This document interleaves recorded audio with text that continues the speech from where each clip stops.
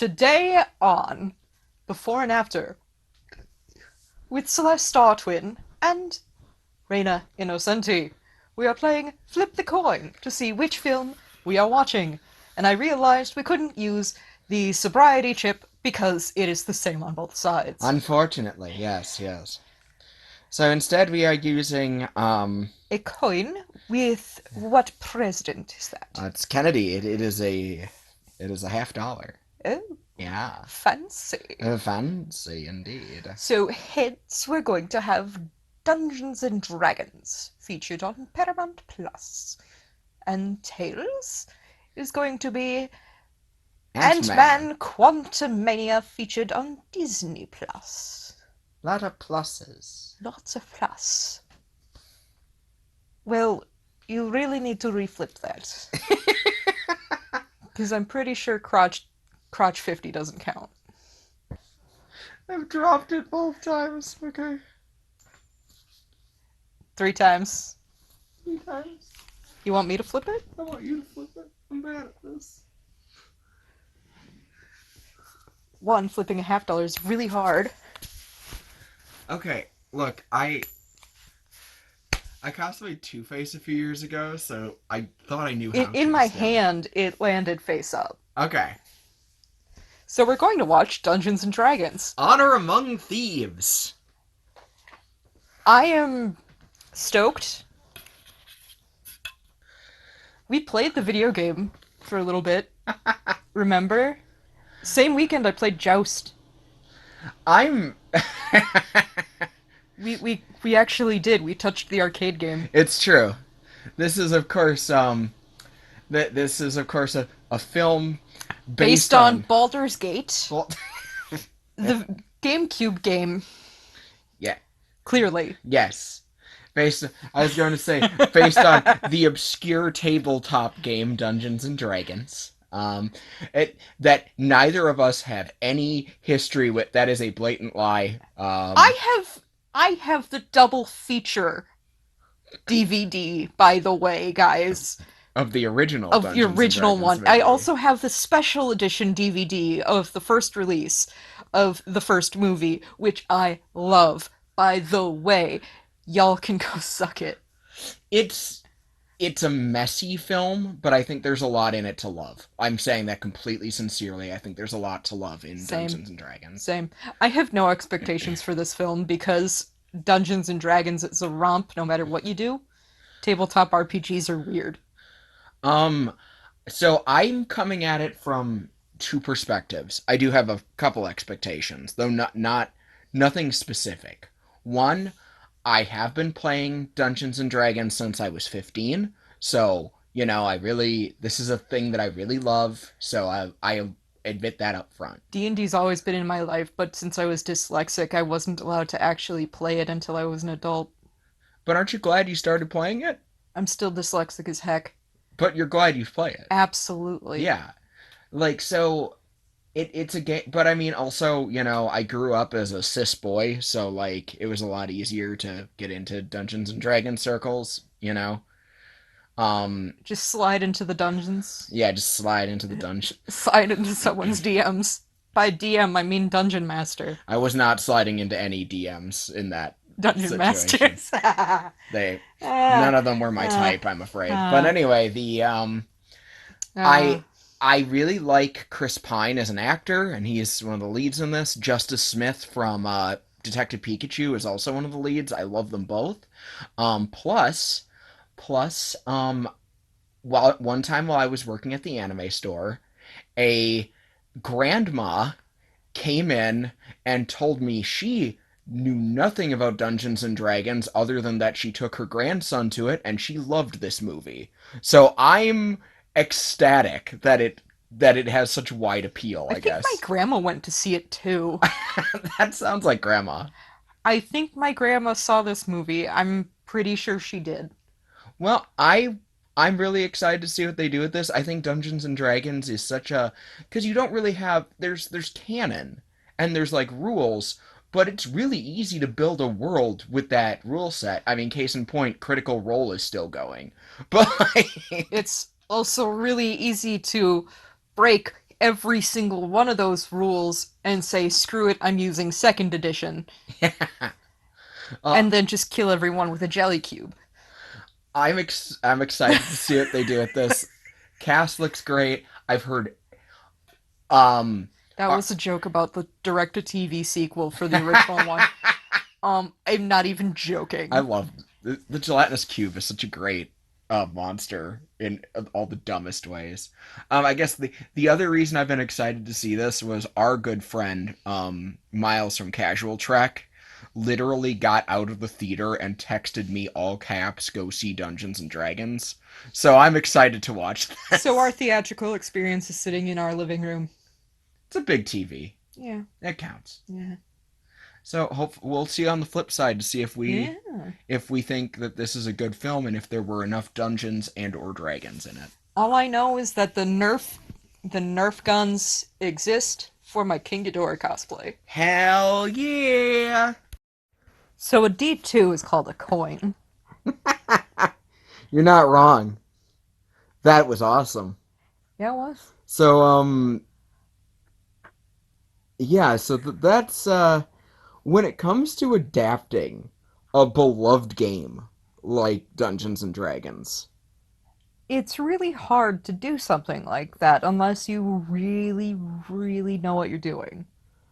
And I think the budget was is like you and I are apologists for the old Dungeons and Dragons movie. Oh, absolutely. But that movie, I feel bad for the director, and I highly recommend Good Bad Flicks video about it. Like that movie had a really limited budget, and the director based it on his homebrew campaign because he didn't feel like he had the materials to bring places like Baldur's Gate or Neverwinter to the big screen.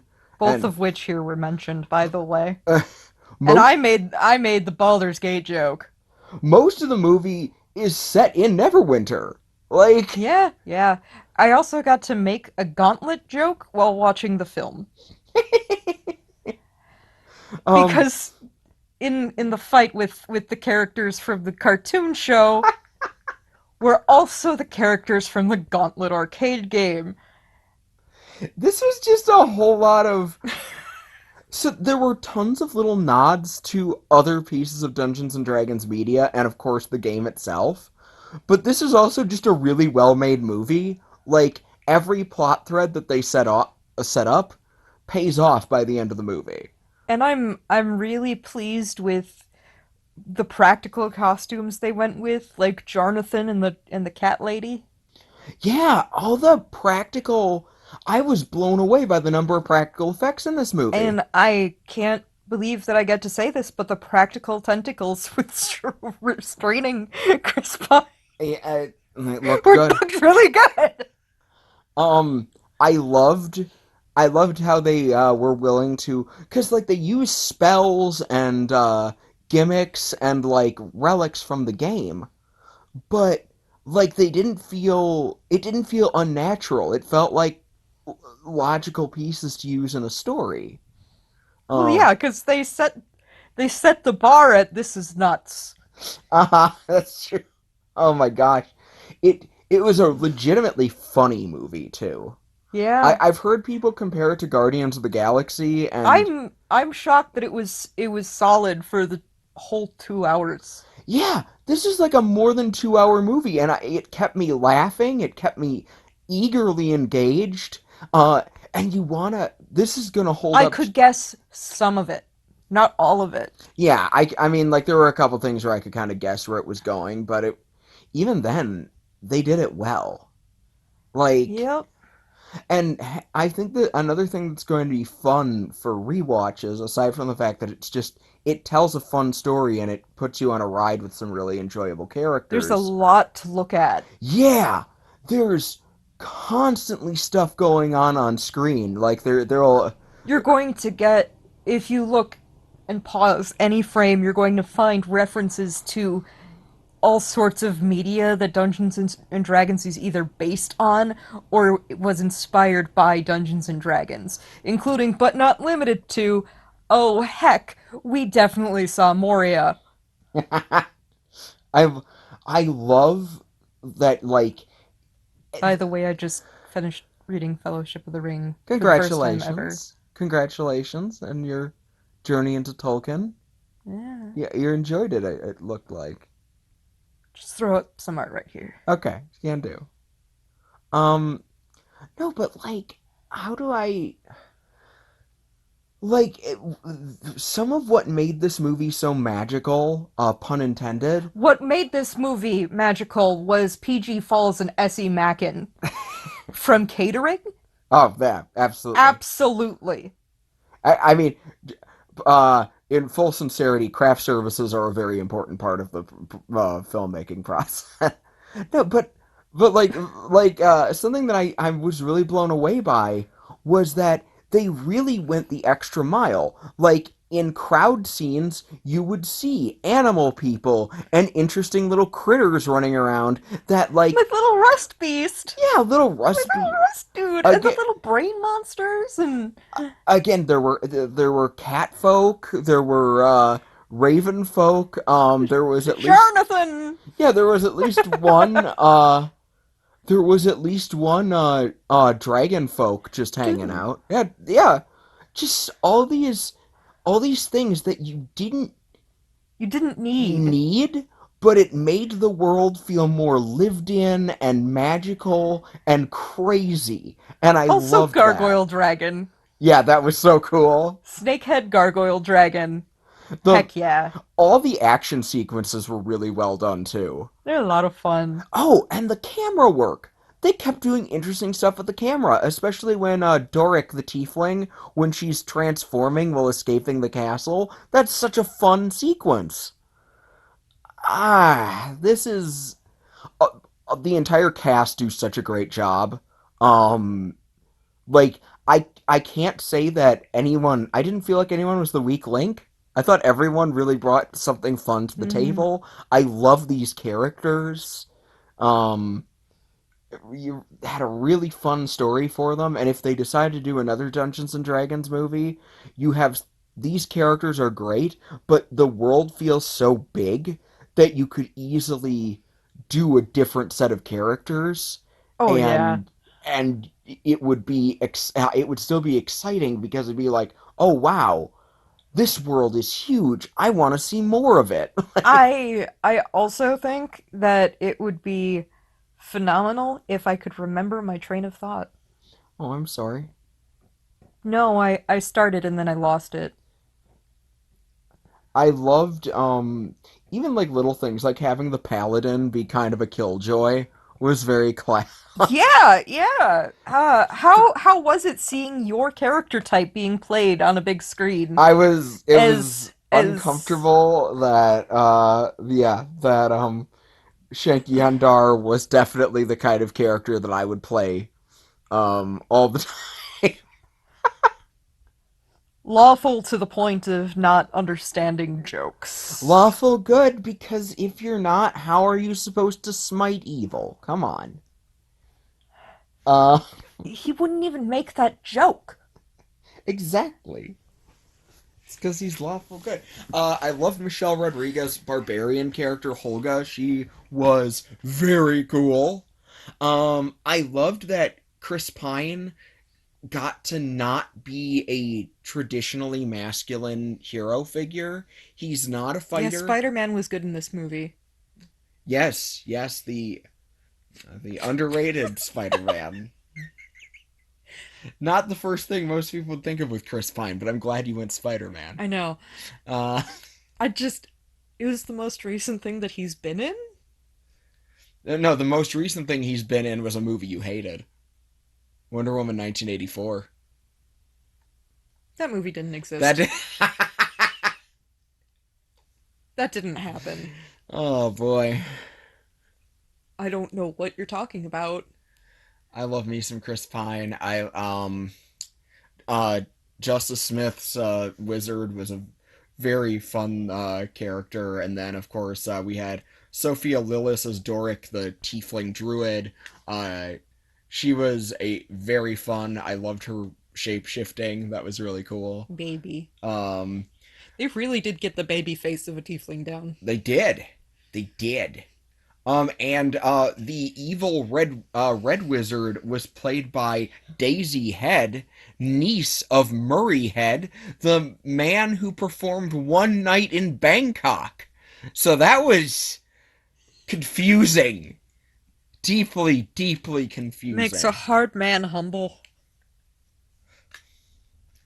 Makes the tough guys tumble. Yep. One Night in Neverwinter. Yeah. Yeah. Oh, this place.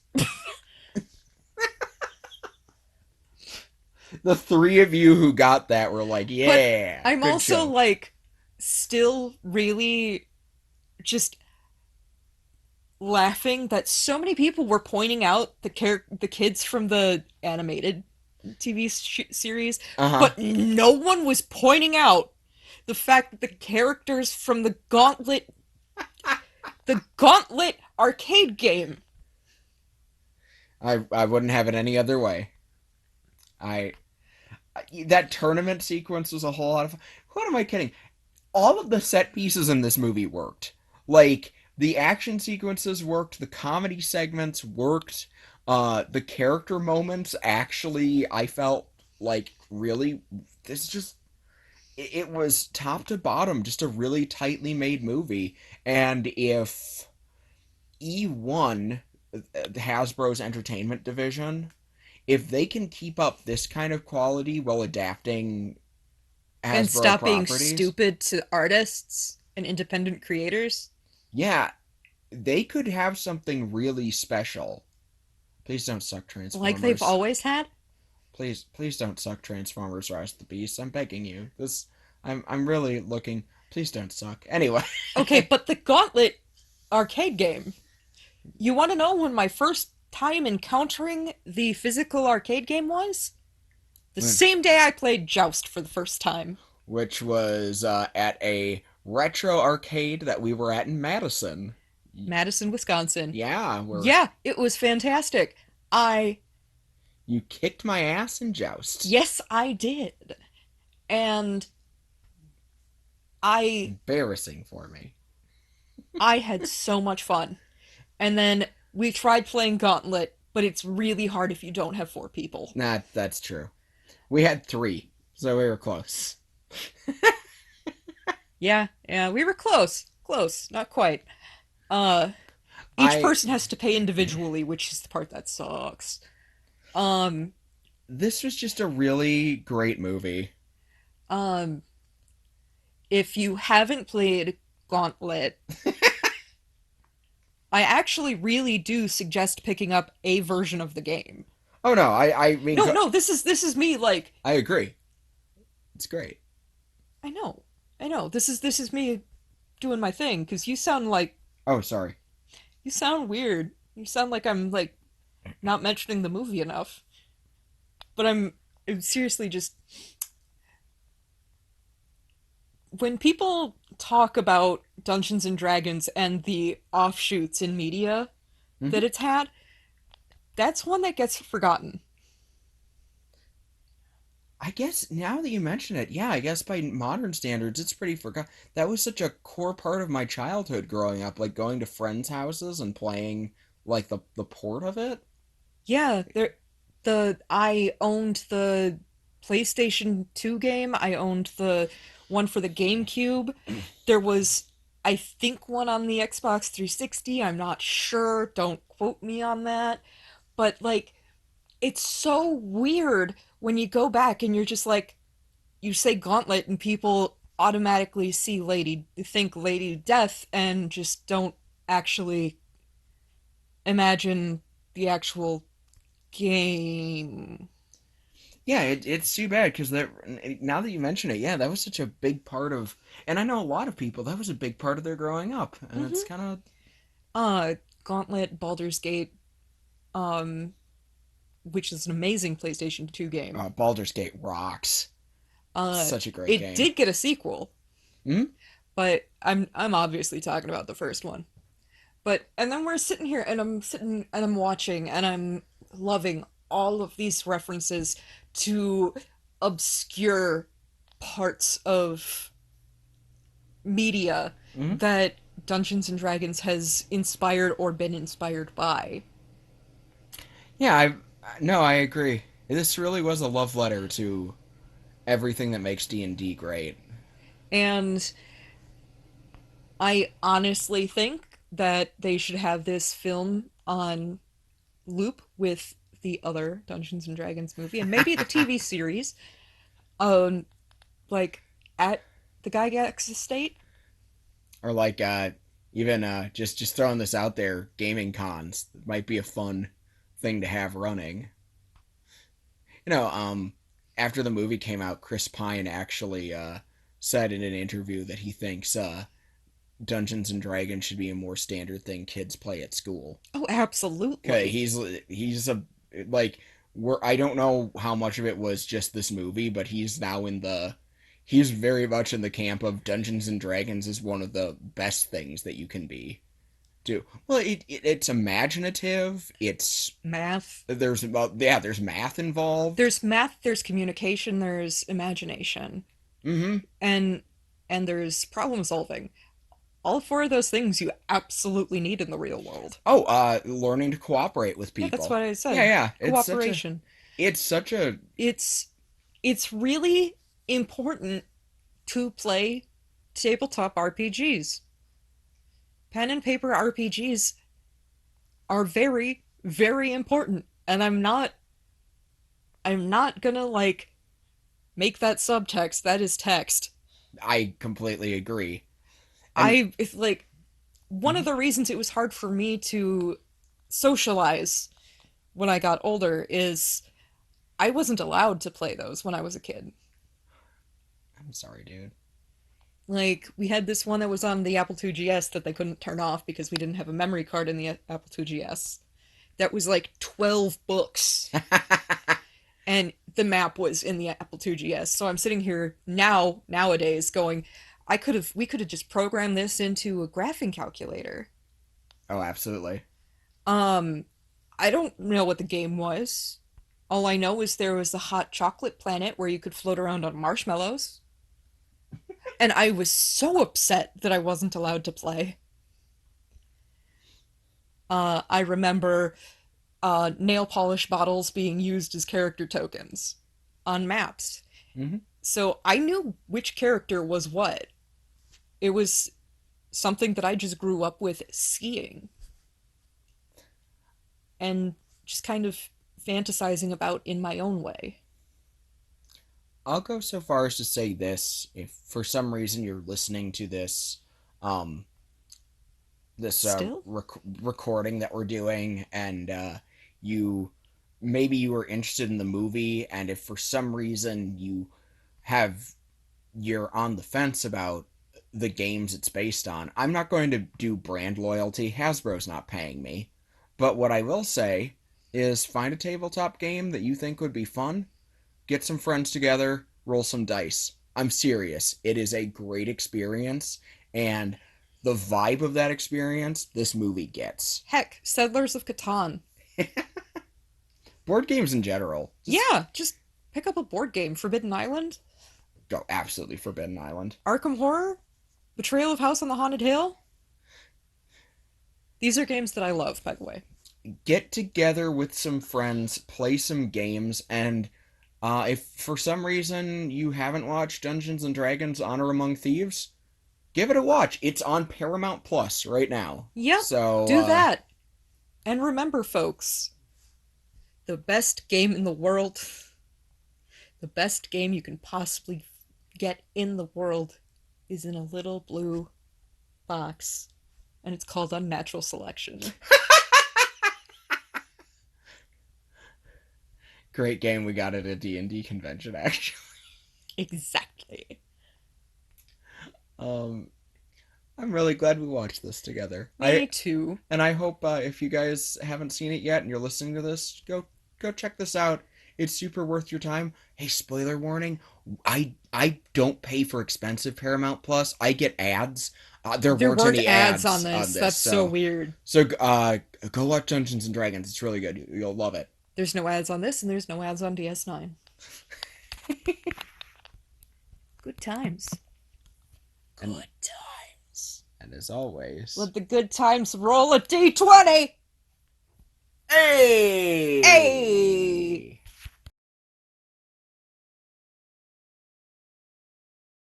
All right, Quantumania. Thoughts? That That, was great. that was fine. Baby Pope, Baby poop? always funny. Always funny.